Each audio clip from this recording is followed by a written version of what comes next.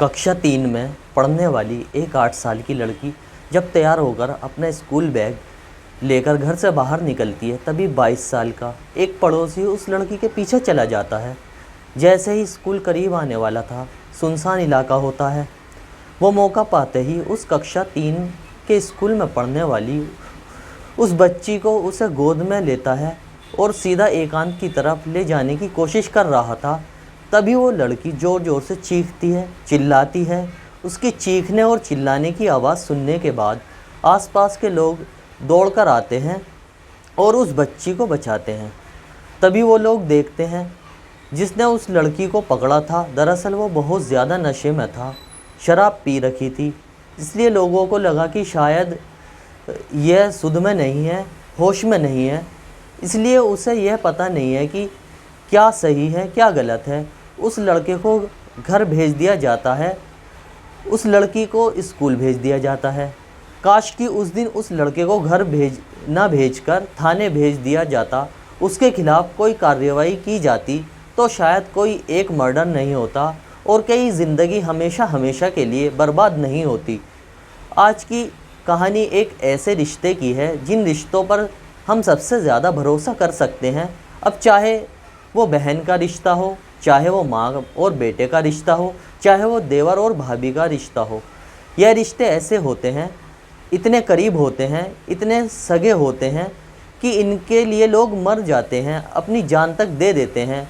लेकिन आज की कहानी रिश्तों को शर्मसार कर देने वाली कहानी है, जिसको सुनने के बाद शायद आप भी सन रह जाएंगे। सवाल है, स्वागत है आप सभी देखने वालों का। मैं दानिश अंसारी। आज की जो सच्ची घटना आप सुनने जा रहे हैं, ये सच्ची घटना है। उत्तर प्रदेश का एक ज़िला है बुलंदशहर, और बुलंदशहर ज़िले की एक कोतवाली है, खुर्जा नगर कोतवाली। दरअसल खुर्जा नगर कोतवाली क्षेत्र का एक मोहल्ला लगता है, मोहल्ला बाग रिसालदार। दरअसल इसी क्षेत्र का एक मुंडा खेड़ा चौराहे रोड पर एक प्लॉट की 4 दीवारी हो रही थी, और उसी प्लॉट की 4 दीवारी पर 22 साल का एक लड़का जिसका नाम शाहनवाज़ होता है, शाहनवाज़ वहाँ पर काम कर रहा था।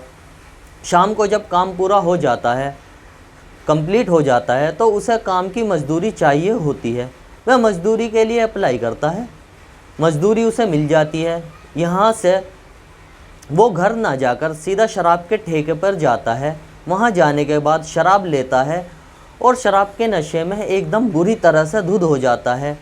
यहाँ से झूमता झामता अपने घर पहुँचता है, और घर जाने के बाद देखता है कि चारपाई पर उसकी सगी भाभी जो गर्भवती है वो सो रही थी। अपनी भाभी के पास जाकर लेट जाता है और उससे जाकर अश्लील हरकतें करना शुरू कर देता है। भाभी को यह बात सुनने के बाद, यह देखने के बाद बड़ा गुस्सा आता है। अपने देवर को डांटने लगती है, फटकारने लगती है कि तुम ये क्या कर रहे हो, क्या बदतमीज़ी कर रहे हो। जैसे ही रात के 8:30 के आसपास का वक्त था, 7 जुलाई 2023 का ये वाक़या है, जब भाभी ने अपने देवर की इस हरकत को लेकर चिल्लाना शुरू किया, तो घर के बाकी लोग भी आ जाते हैं। और बाकी लोग आने के बाद सबसे पहले माँ आती है, और माँ अपने बेटे से कहती है कि बेटा, तू अपनी भाभी के साथ ये गंदी हरकत कर रहा है, तुझे शर्म नहीं आती? चल तू चल, एक काम कर, ऊपर वाले कमरे में चला जा, वहाँ बाथरूम में चला जा, मैं वहाँ आती हूँ। दरअसल माँ ने अपने बेटे से वहाँ जाने के लिए कहा बाथरूम में, और बेटा बाथरूम की तरफ चला जाता है, क्योंकि नशे में इतना ज़्यादा, बहुत ज़्यादा होता है। तभी उसका एक छोटा बेटा और उससे बड़ा बेटा दोनों आ जाते हैं। 3 बेटे होते हैं। ये बीच वाला बेटा होता है जिसको ऊपर भेजा गया था बाथरूम में। छोटा और बड़ा बेटा जब मौके पर आता है तो अपनी माँ से बातचीत कर रहे थे, तो माँ ने कहा कि या तो तुम मुझे मार दो या फिर अपने भाई को मार दो। बेटों ने यह बात सुनी। बात सुनने के बाद पूरी बात जानने की कोशिश की, और जैसे ही पूरी बात जानी तो बेटे को इतना ज़्यादा गुस्सा आ जाता है।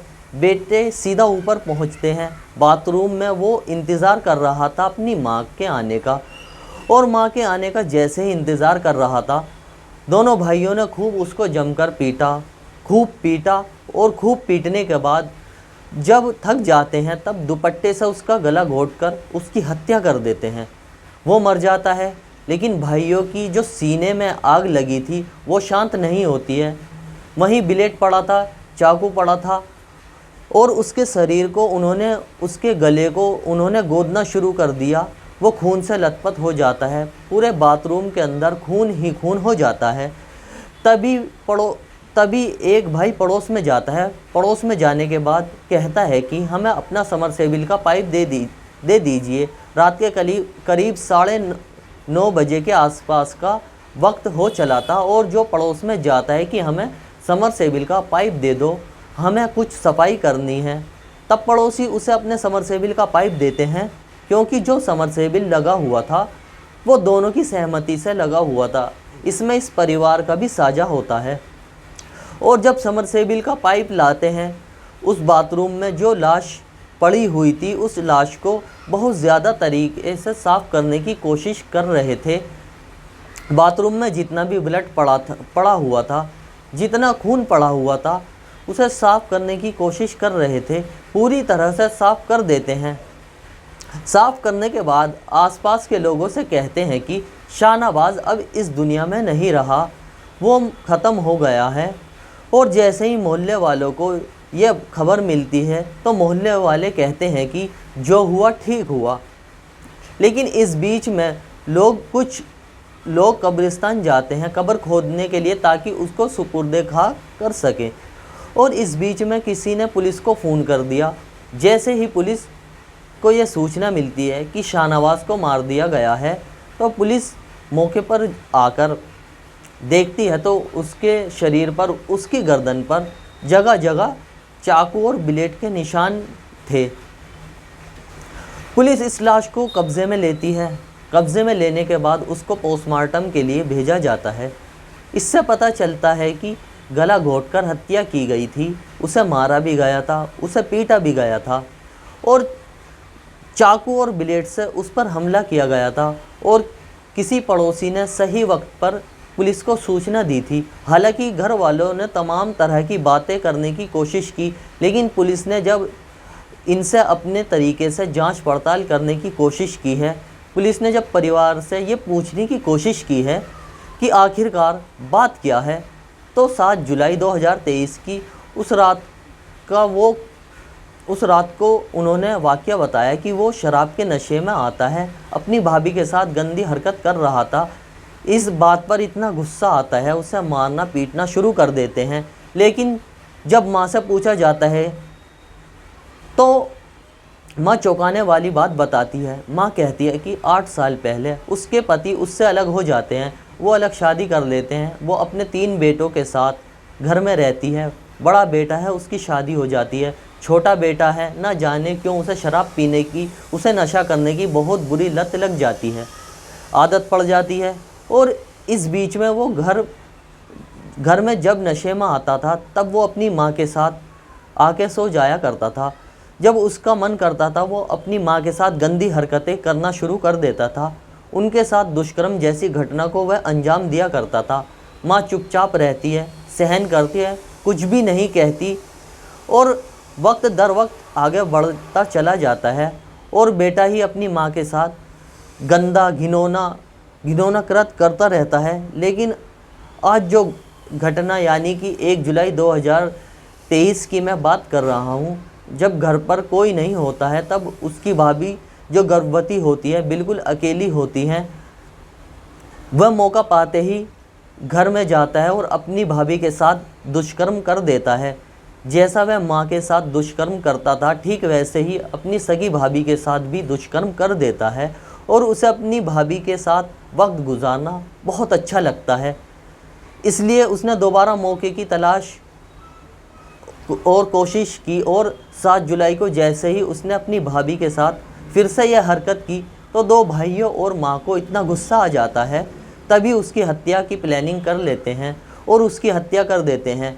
जब यह हत्याकांड का खुलासा होता है, जब यह खबर अखबारों में छपती है और सोशल मीडिया पर आती है, तो लोगों को बड़ा आश्चर्य होता है कि एक सगा बेटा अपनी सगी माँ के साथ ऐसा कैसे कर सकता है। तभी मीडिया कर्मी जब मौके पर पहुंचते हैं, आसपास के लोगों से बातचीत करने की कोशिश करते हैं, तो बताया जाता है कि घर में कुछ लोगों का आना जाना था। इस लड़के को यह बात बिल्कुल भी अच्छी नहीं लगती। इसे लगता था कि शायद उसकी माँ का किसी के साथ अफेयर चल रहा है, इसलिए उस लड़के को नशा करने की आदत पड़ जाती है। कभी वो शराब पीता है तो कभी सूखा नशा करता है, और जब वो घर में लोगों को आते जाते देखता था तो उसने इसलिए शायद अपनी माँ के साथ यह हरकत करना शुरू कर देता है। और यही वजह है कि वो लगातार मेंटली डिस्टर्ब भी होता चला जाता है और नशा भी करने लगता है। वो आसपास के लोग दबी ज़ुबान में यह भी कहते हैं कि वो छोटे बच्चों को छोड़ता है और ना ही बड़ी महिलाओं को छोड़ता था। उनके साथ गंदी हरकतें लगातार करने की कोशिश करता रहता था। जब उसको मौका मिलता था तभी उसके साथ छेड़खानी करने की हरकतें करने की कोशिश करता था। तब आस पड़ोस के लोग इतना ज़्यादा परेशान हो जाते हैं, तब इन्होंने यह फैसला किया कि इससे अच्छा तो यह मर गया तो ज़्यादा ठीक है। और जब माँ और भाइयों ने मिलकर उसकी हत्या की तो आसपास के लोगों ने इस पर खुशी जाहिर की थी, किसी ने अफसोस जाहिर नहीं किया।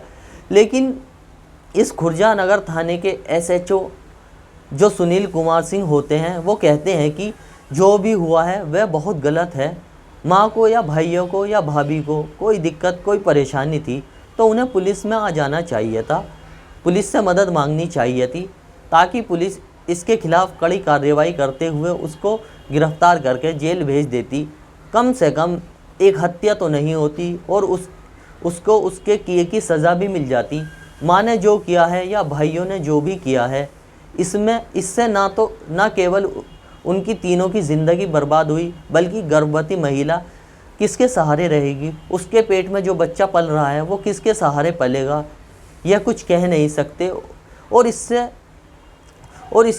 पूरा घर पूरी तरह से बर्बादी की कगार पर पहुंच चुका है। दोस्तों, इस पूरा घटनाक्रम को सुनाने का मकसद किसी को ठेस पहुंचाना नहीं है, किसी का दिल दुखाना नहीं है, किसी को परेशान करना नहीं है, बल्कि समाज में हो रही घटनाओं से आपको सावधान करना है, आपको सुरक्षित करना है। आप जहां रहें खुश रहें। जय हिंद दोस्तों।